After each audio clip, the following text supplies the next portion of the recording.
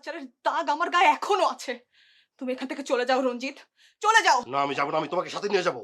তুমি আমার স্ত্রী, এখন থেকে তুমি আমার ঘরে থাকবে। চলো চলো। এই কথা বলতে চাও? এই ছাড় ছাড়। আছেন তাহলে না? কোথায় তুমি? একটা মিটিংয়ে আছি। রাত 10টায় কি মিটিং অপু? আরে বাবা, রাকিব ভাইয়ের সঙ্গে একটা বিজনেস প্রপোজাল নিয়ে বসছি, আসছি আমি।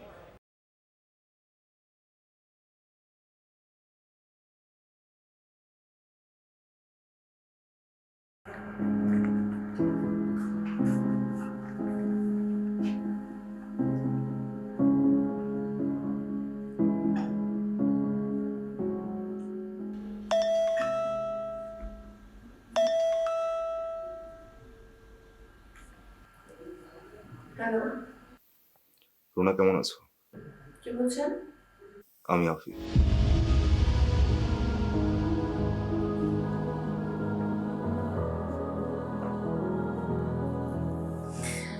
তুমি এখনো মরোনি? না, মরিনি। মরতে মরতে বেঁচে গেছে। অবশ্য মরে গেলেই হলো। আমার কাছে কি চাও তুমি? রুনা, আমি একটু কথা বলতে চাই। তোমার সাথে আমার কোনো কথা নেই আফিফ। প্লিজ রুনা, আমার ভুল হয়ে গেছে। আফিফ, তোমার সাথে কথা বলতে আমার ঘৃণা হচ্ছে। Runa, I am sorry. তুমি ফোন রাখো, আর কোনোদিন তুমি আমাকে ফোন করবে না।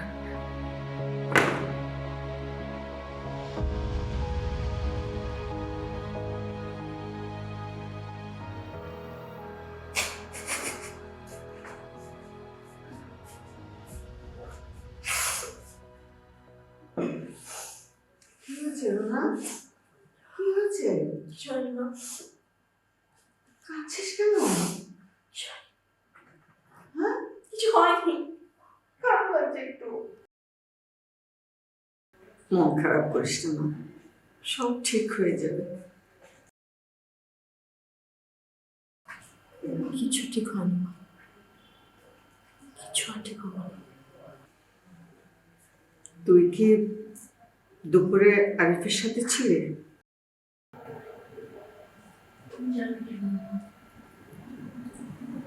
তুই যাবার পর আরিফ এসেছে।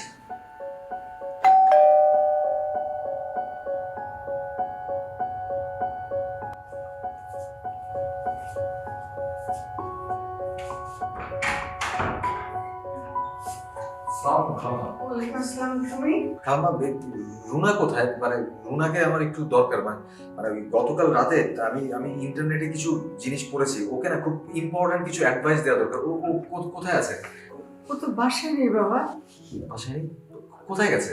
ইউনিভার্সিটিতে গেছে বলে লাইব্রেরিতে কি নোট করবে কি। ইউনিভার্সিটি গেছে? ঠিক আছে ঠিক আছে খালাম্মা, আমি আসি তো। আমি বসবে না, একটু চা খাও। না মামা, পরে আসি। ছেলেটাকে কেমন উদ্ভ্রান্ত লাগছিল। আমি বুঝতে পারছিলাম ও মিথ্যা বলছে, ও অ্যাডভাইস দিতে আসেনি, এসেছিল তোকে দেখতে। কেন তোমার এমন মনে হচ্ছে মা?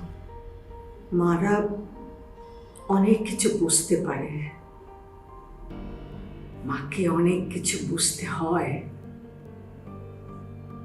জীবনটা অনেক কঠিন রুনা, সহজ না। আর মেয়েদের জন্য জীবনটা তো আরো কঠিন। অনেক বুঝে অনেক হিসেব করে তাকে চলতে হয়।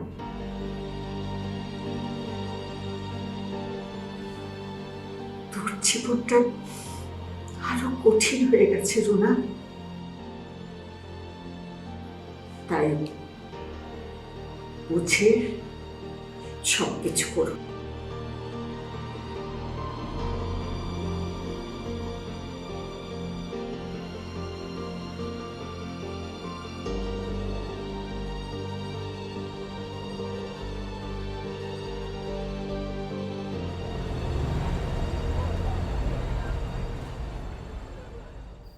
তার অভিভাবকদের সাথে কথা বলেন।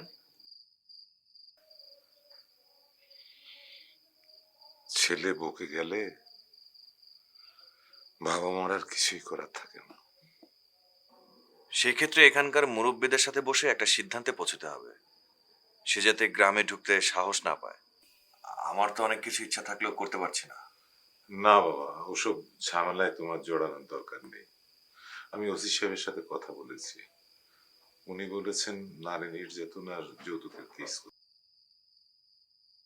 হ্যাঁ, নারী নির্যাতন কেসই অনেক কড়া, জেলের ভাত খাবে।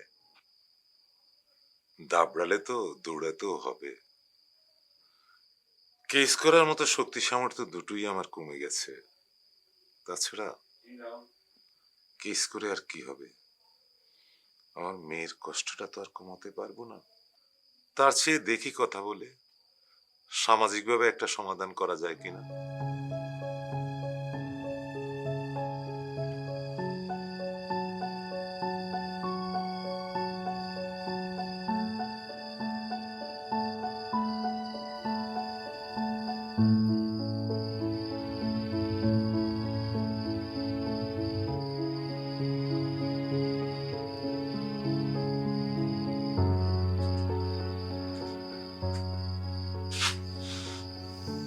কি ভাবছেন?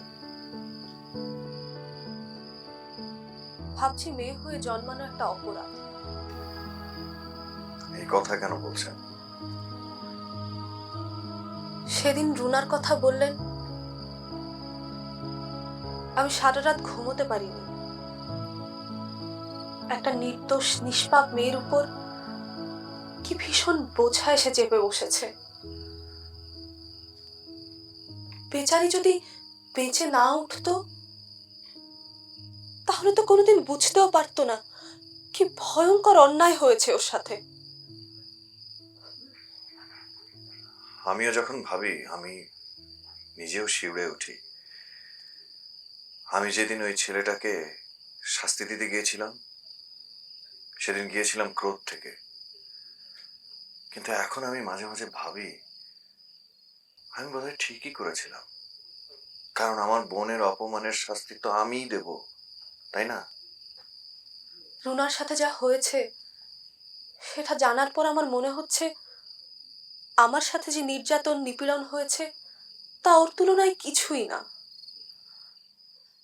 দিনের পর দিন ওই অসুস্থ জীবনে থেকে ভেবেছি এর চেয়ে মৃত্যুও ভালো, কিন্তু বাবার কথা ভেবে মরতে পারিনি।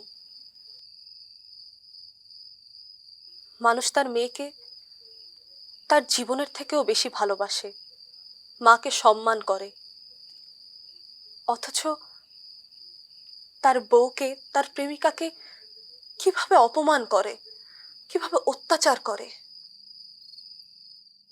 এর কোনো সমাধানও তো নেই। বছরের পর বছর, দিনের পর দিন মেয়েরা মুখ বুজে এগুলো সহ্য করে।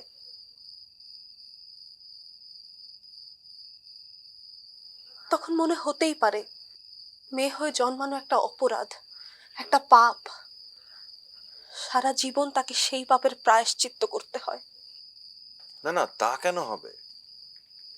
ওই যে আপনি বললেন মায়ের কথা, মেয়েরা তো মা, বোন, স্ত্রী, কত রূপেই না বিচরণ করে, আর সেজন্যই তো সভ্যতা বেঁচে আছে। জীবনের উৎসই তো নারী। এই পৃথিবীতে পুরুষের চেয়ে মেয়েদের অবদান বেশি সভ্যতার পেছনে। এগুলো মেয়েদের শোষণ করার জন্য পুরুষদের স্তুতি, এগুলো তারা বলেই, বিশ্বাস করে না।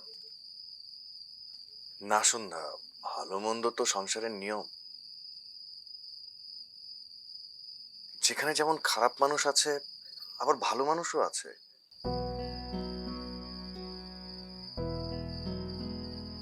তারা বিশ্বাস করে নারীর সম্মান, ক্ষমতা, নারীর ভালোবাসায়।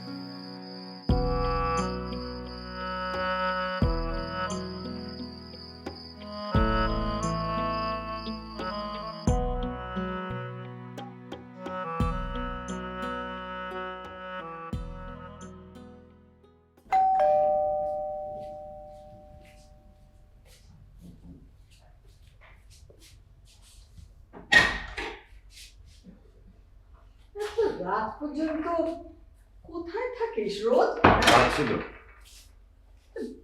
পার্টি পর্যন্ত কিসের কাজ তো? তুমি বুঝবে না। থানা থেকে পুলিশ আবার ফোন করেছে। হ্যাঁ করুক, করতে থাকুক। তুই যাসনি থানায়? হ্যাঁ গিয়েছি, যা বলার বলে এসছি। যা হাত মুখ ধুয়ে ভাত খা। দেখি দেখি, এটা আবার কি ধরনের কথা? দেখি মানে দেখি।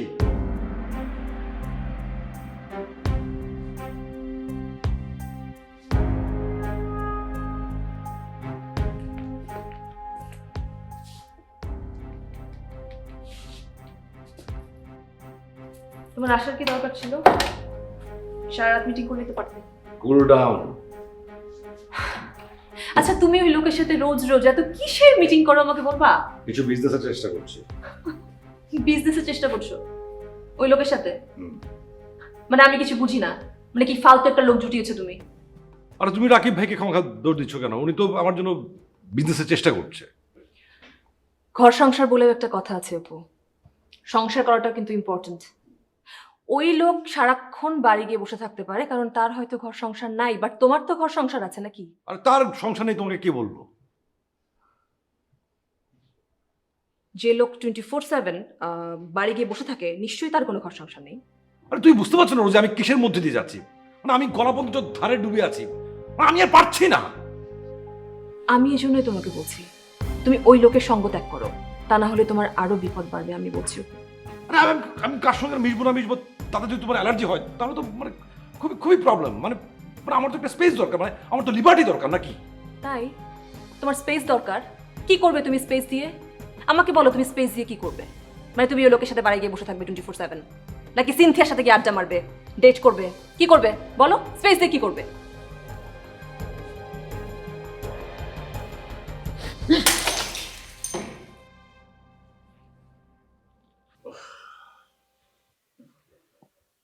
ওদের ঝগড়া তো প্রতি রাতেই বাড়ছে, গিয়ে একটু থামাও না। এত বড় ছেলে বেডরুমে গিয়ে আমি কি করে ঝগড়া থামাবো? আমার ভয় করছে অপুর বাবা। অপু মনে হয় ড্রিঙ্ক করে, ক্লাবেও যায় রোজ। তা একটু একটু করতে পারে, কিন্তু সেটা আবার নিয়ম করে করছে কিনা তাহলে তো মুশকিল। আমার খুব ভয় করছে আজকাল। একটুতেই কেমন রেগে যায়, এই যে বউর সাথে ঝগড়া করে এটা ওটা ভাঙচুর করছে। কদিন করতো মারামারি, পরের মেয়ে। একটু ওর সাথে কথাটা তো বলো। বলবো। তুমি যা ইচ্ছা তাই করতে পারো না। পারি, আমার যা ইচ্ছা আমি তাই করব। তুমি পারো না। তুমি এরকম অসভ্যের মতো আচরণ কেন করছো? তুমি এভাবে তাকিয়ে আছো কেন অপু? ভদ্রলোকরা এরকম করে না অপু। আমি অসভ্য, আমি অভদ্র, ঠিক আছে? আমাকে আমার মতো থাকতে দাও, এটা আমার জীবন। না অপু, এটা তোমার একার জীবন না, এটা আমারও জীবন। আর তোমার জীবনের সাথে আমার জীবন জড়িয়ে আছে। তোমার কোনো অধিকার নেই আমাকে কোনো রকম অত্যাচার করার। কোথায় যাচ্ছ, কি করছো আমি বুঝি না, আমি জানি না। কে জানে তুমি কি সিনথিয়ার সাথে কি করছো? ও কি হচ্ছে কি এসব?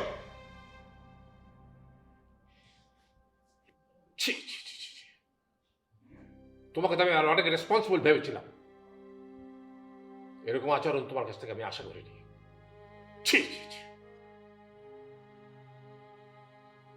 Please don't repeat this anymore.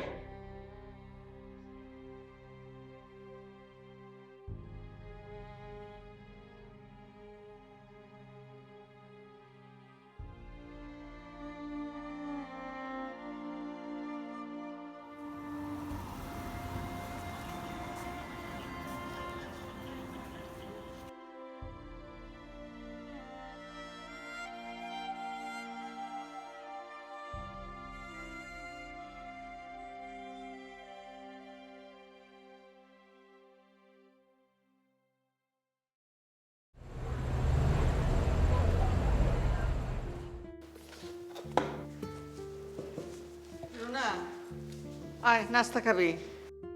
Hashima, কোথায় যাচ্ছিস? ইউনিভার্সিটি যাচ্ছি। কালকে না গেলি একবার? মা, নোটস এখনো শেষ হয়নি, আজকেও যেতে হবে। ও তাড়াতাড়ি চলে আসিস। মা শোনো না, তোমার হচ্ছে 500 টাকা হবে? আমার কাছে তো নেই। আচ্ছা দেখি তোর বাবার কাছে আছে কিনা। আর মা শোনো না, এই যে ভাইয়া ভাবি প্রতিদিন রাতে এরকম ফাইট করছে, তোমরা কিছু বলো না কেন? আমরা কি বলবো? আমাদের কথা শোনে আর কাউকে কিছু বলা যায়? তুই বরঞ্চ ইউনিভার্সিটি থেকে এসে বৌমার সাথে একটু কথা বলিস। ঠিক আছে। আয় নাস্তা খেতে আয়, আমি দেখি তোর বাবার কাছে টাকা আছে কিনা। হ্যাঁ?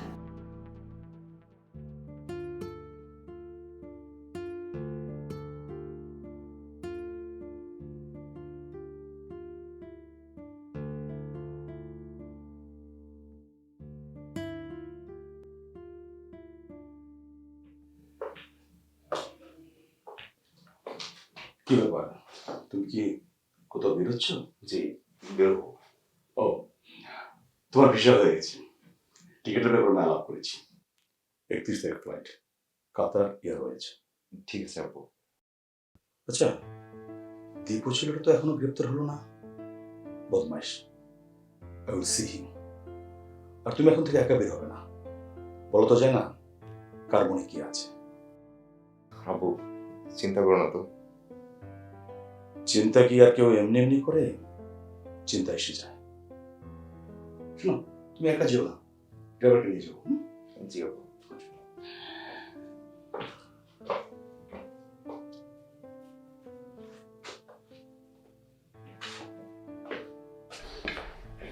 তবু এদিকে আয়, বস।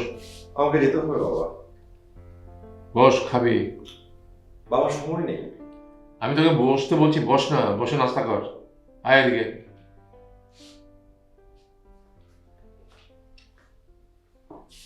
নে বস।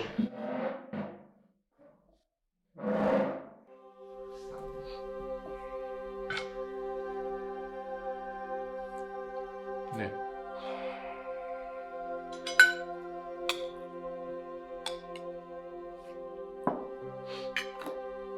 খা।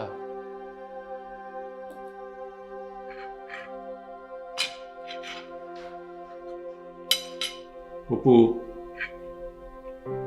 আমি তোকে সেদিন কটা কথা বলেছিলাম, কথাগুলো বোধহয় তুই কানে নিসনি।